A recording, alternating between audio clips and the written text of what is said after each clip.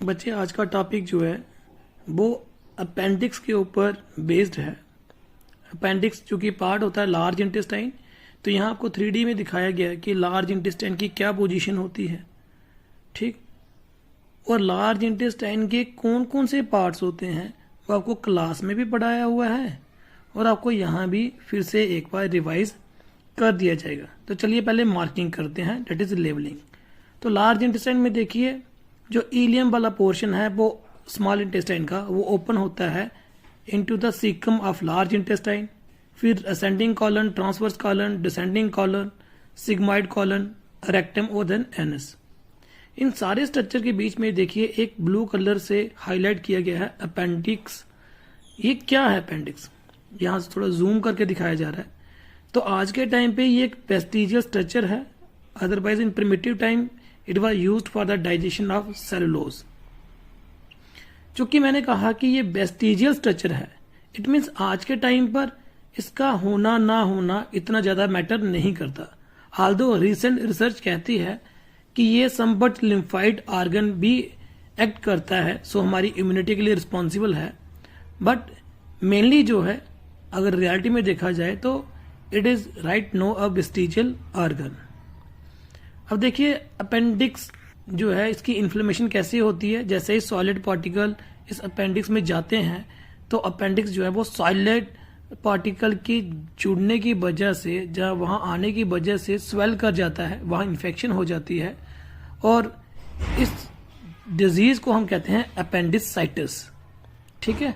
और अपेंडिसाइटिस में कहाँ पे पेन होती है वो डायग्राम में ऊपर वो दिखा रहा है कि इस लोकेशन में राइट साइड में यहाँ पे पेन होती है काफी ज्यादा।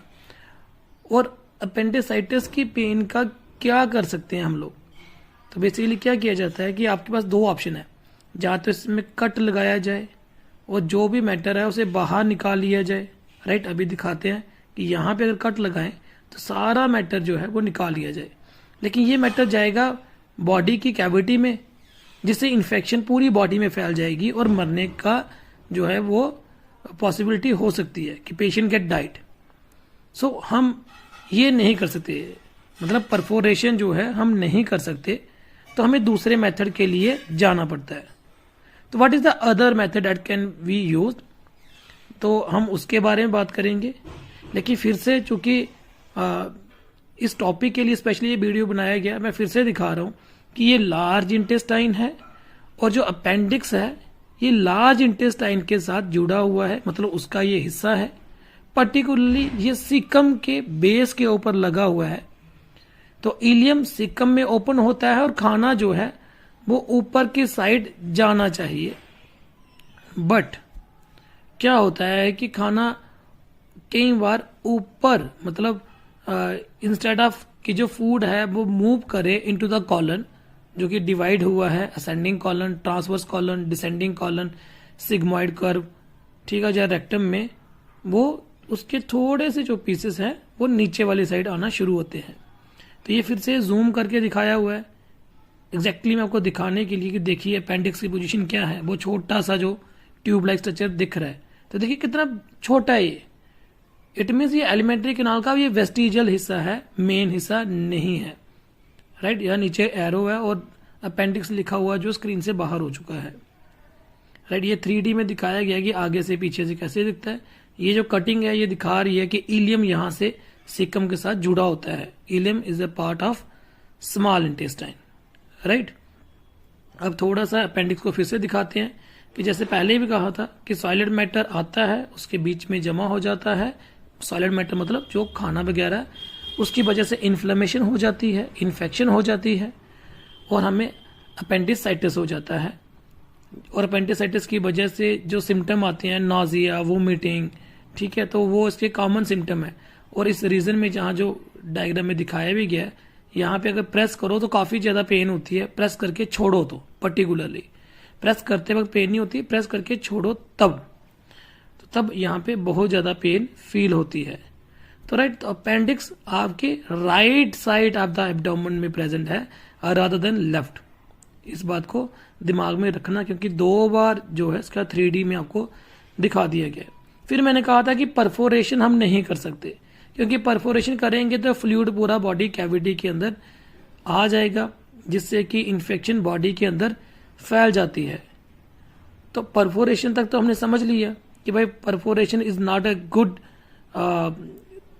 Base for treating the patient या गुड मेथड।